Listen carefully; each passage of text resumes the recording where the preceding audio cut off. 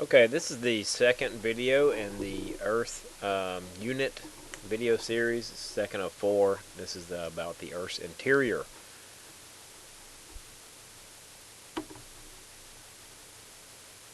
How do we know what's inside the Earth's interior? Well, it basically comes down to information provided to us by wave knowledge, I guess.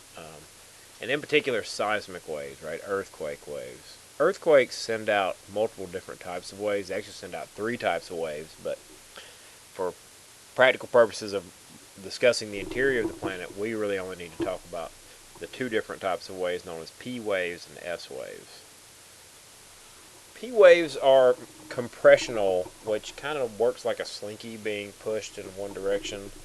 Um, Oftentimes referred to as a longitudinal wave, in that it moves back and forth like so in a straight line, kind of.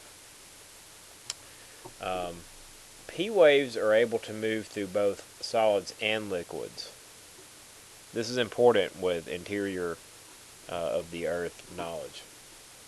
S waves, on the other hand, I'm sorry, I should mention that P wave stands for primary. It's the fastest moving of the waves of the three different types. S waves are the secondary waves. That's what S stands for. And they move in a transverse fashion, which is more typical of the way you've seen wave properties, probably in light and stuff like this, right? Compressional or P waves move in a way like sound does. So if you remember that from physics or physical science. S waves move in transverse fashion, but the important part about interior of the Earth is that they move through solids only. If you remember a couple of these different aspects of waves, this should be fairly review for you, right?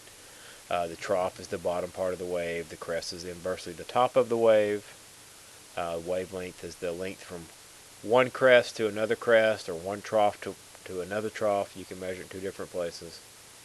And the amplitude of a wave is how far it moves from the undisturbed state. So that's just a little bit of wave review. But P and S waves important. Now, the reason they're important is because P and S waves, when an earthquake happens, travel all the way through the Earth. And what we started noticing that was peculiar whenever we started tracking earthquake data with seismographs and stuff, is that for some reason S wave data doesn't go all the way through the planet, or doesn't go all the way to the other side of the planet. But P waves do. So they started evaluating why this was and realized that S waves only travel through solids or near solid, and P waves will travel through anything. So this caused, obviously, scientists to kind of evaluate what the thoughts about the inside of the planet are, because I'm sure, well, you may or may not know, I'm not sure. We have never drilled into the past the crust, or at least it's believed that we've never drilled past the crustal material into the mantle.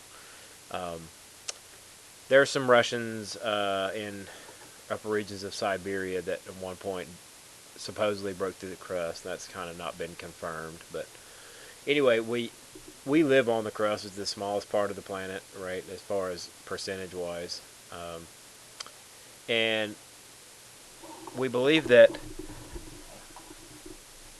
the layer directly underneath us, the mantle material, is molten. Now, the molten part of the Earth is somewhere in between a solid and liquid, right? Lava, as you've seen it come out of a volcano, is a little different in that regard, but the mantle material is believed to be kind of chunky, if you will, and as a result, it S waves will travel through it as if it's a solid. So if an earthquake happens over here, we notice that S and P waves will travel through this kind of semi-solid material. Well, then, for some reason, S waves kind of stop at this point over here. And when I say stop, we don't see them in this area over here. This area is known as the S wave shadow zone. There's a great Khan Academy video on this as well that's linked on my YouTube page. But the S wave shadow zone is just kind of the realization to scientists that there must be something liquid in the core. Now, this liquid center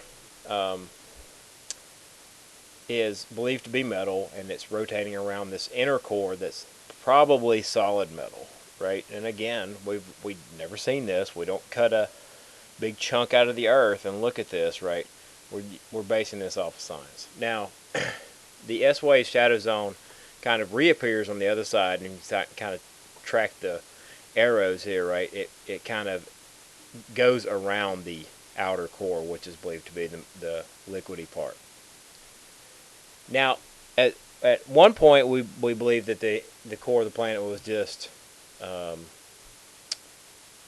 was just liquid in general, and there was just one core. But then we noticed that P waves were changing velocity when they were coming in the inner core or going through what should have been the inner core as well. So P waves will travel faster through a solid and slower through a liquid. That's what happens here. It's changing velocity. If you look at this green as the P wave, boom, that's right. It's changed velocity as it goes through this liquid, and then it's um, changed velocity again as it comes out the other end. Well, when P waves should have gone through the inner core, we notice there is another change in velocity right at the edges of what is the inner core. So, obviously, we don't see this.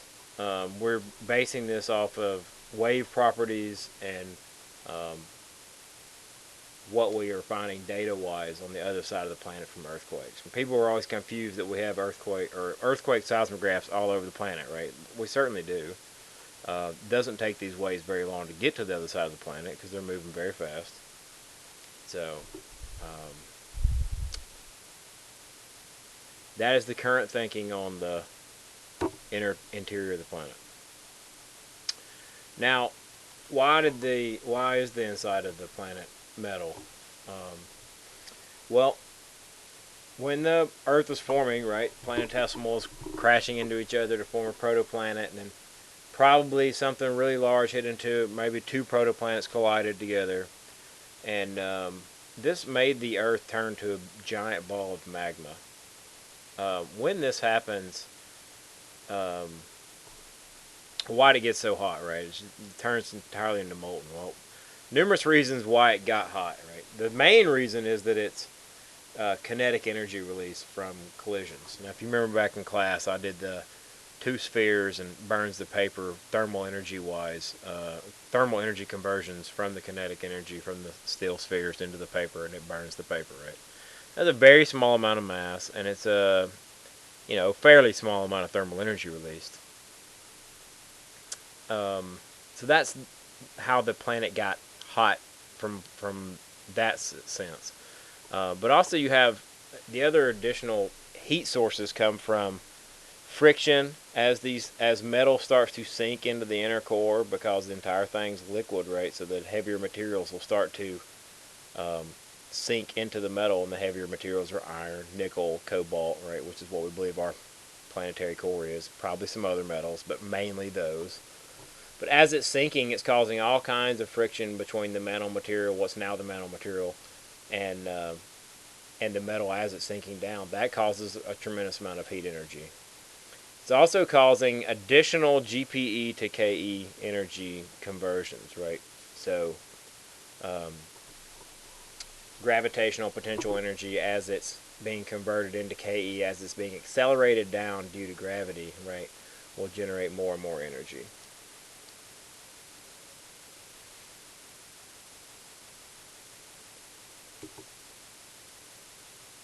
Now, another reason that the planet is kind of hot in the center and still is hot is radioactive materials. Lots of radioactive materials are inside the mantle and even in the outer reaches of the core, probably. And these radioactive materials are hot as they continue to decay. So um, that's just yet another reason why the planet is hot inside the core. Right, the core of the planet's hotter than the surface of the sun, right? But that's kind of misleading because the surface of the sun is really not that hot compared to, some things. The surface of the sun is about 5,800 K, which is 5,800 K Kelvin. The inside of the planet is probably upwards of 10,000 K. So it's just super, super, super hot. And it's basically not getting hotter currently is just retaining this heat energy from when it was created. So it's slowly cooling off, right? And as the planet cools off, the outer core will solidify with the inner core. That rotation will cause some problems in the magnetosphere area, and which we'll talk about in another video. And um, you know, the planet will die. But luckily for us, that's not supposed to happen for billions of years. Well, we have plenty of time to get off this planet in that time. It's called differentiation because when the planet was molten, these different materials settled out because of their densities, right? And it made very defined regions of the planet, right? That's what the word differentiation means, right? To separate into different types. So looking back to this, you see the inner core is the solid metal, right? The densest of metals. The outer core is metals that are dense, but not as dense as the inner core metals.